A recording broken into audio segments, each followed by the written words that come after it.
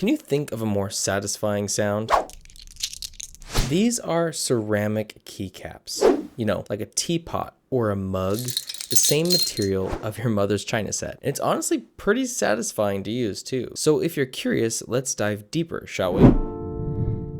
As I said before, these are ceramic keycaps, around $120 starting, and this is actually their V2 of these keycaps, meaning they had a V1 and improved upon them. That's what V2 means. They come in an assortment of colors and everything from pink with no legends to crazed with legends. It's like a blue kind of crackly kind of look. Kind of interesting. There's a lot of options to mix and match, all for the same price. I got the last of their current stock, so I stuck with the black and white to match my setups, kind of neutral theme that I always try to go for. And if you've ever watched my channel, you know I buy cheap $20 to $40 PBT keycap sets because paying for the art at 120 to even 250 bucks is absolutely insane. But here you are actually paying to type on a tea set, so the cost here is understandable. Though I do think costs could go down as methods are duplicated. These are really high quality premium keycaps, dare I say. They look incredible, sound incredible. My wife walked in and said, I want those. But why not me? And so they do have a shine to them, if you can see, as you'd expect kind of with your mom's tea set. These aren't dishwasher safe, are they? Maybe I should test that out. Just kidding, I wouldn't actually ever do that. Going back to the actual typing experience here, like I said, these are V2 of the product. And I've been scouting around YouTube looking at the original reviews to see what exactly is different here. The embedded plastic stems they used in the V2 are used to improve fitment and durability, which I can confirm that these keys all fit the modifiers, everything just fine.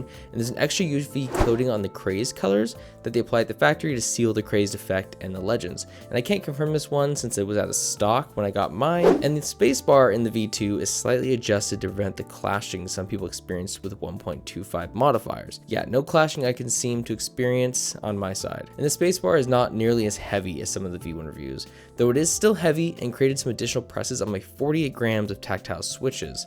I solved this by using the switch that came in the box, which is 70 grams though, so it feels inconsistent to the rest of the board, so I'd recommend getting at least 55 grams switches in there, and so they do actually list that also on their FAQ site. So let's do a test. I have tons of switches here, and we'll see which ones create those extra entries for the spacebar, and the rest of the keycaps, by the way, are totally fine. You can ignore those, they work just great. So we're going to test out just the spacebar and a bunch of different switches of varying actuation force, and I have more that I can test, but we'll ignore those ones if the amount of force is the same as what I'm testing. So the first one up here is the Epicmaker Flamingo. It's 35 grams of force. It's nice and pink.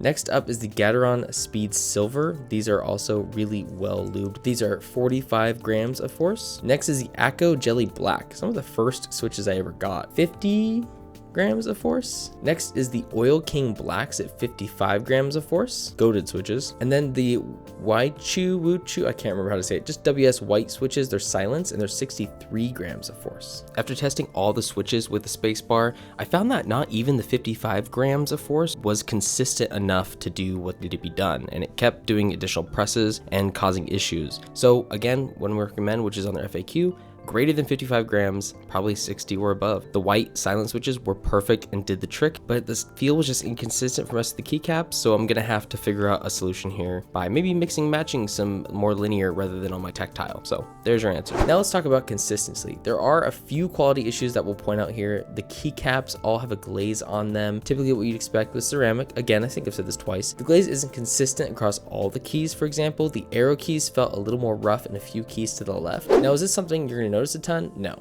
Is it going to bother you? Maybe a little, maybe not. But I need to point it out just so you know all the options as far as the price range goes. Also, if you look close enough, you can see some of the different gaps between the keycaps. But again, this is super minor. You won't notice this at all, and it could just be an indication of the board or switches you're using. And last note, just like the V1 set, the V2 does not have notches for the home row on J and F. This is totally understandable due to the nature of making keycaps like this, and I'm a seasoned typist, so I don't really have many issues, except on occasion, I'll take my hand off my mouse and return to my keyboard and type a completely incoherent sentence over to my coworkers, so I apologize. All right, we're almost done, I promise. Last few things. One, these are heavy, heavy, heavy, heavy, and that amount difference is crazy, but it doesn't impact the experience. In fact, it makes it feel like you're typing on a solid piece of machinery, and I absolutely love it. Lastly, the sound these produce compared to other keyboards is absolute perfection. To be honest, they sound like Dock King galore, and any keyboard, the moment you put them on, they're gonna sound amazing. So final thoughts on this entire thing. Well, would I get these for $120? If I had $120 to spend, yeah. I actually use these all the time for work. They're very satisfying. They feel nice and just responsive overall. I'm a very big fan of these and the way they feel when I type. Now, when you're paying for PBT keycaps, you're paying a huge fee for the artwork and for the licensing, stuff like that, which doesn't make any sense to me at all. But for these, you're paying for material and the engineering work they put in to make these work as ceramic. And they're some of the only companies to do that I know of. Probably look that up. So you're actually paying $120 to get a keyboard that has a unique feature on it, rather than something anyone could produce and you could buy on Amazon for 10 times cheaper. Anyway, if you're buying this, you're getting your money's worth. They are worth about $120 based on the technology here, and you're getting a full set for that price as well. So much cheaper than the V1 set, much more affordable, and also better well designed, especially those stems. I think that made up a lot of the problems from the V1 set. So if you want to take a look at it, links in the description down below.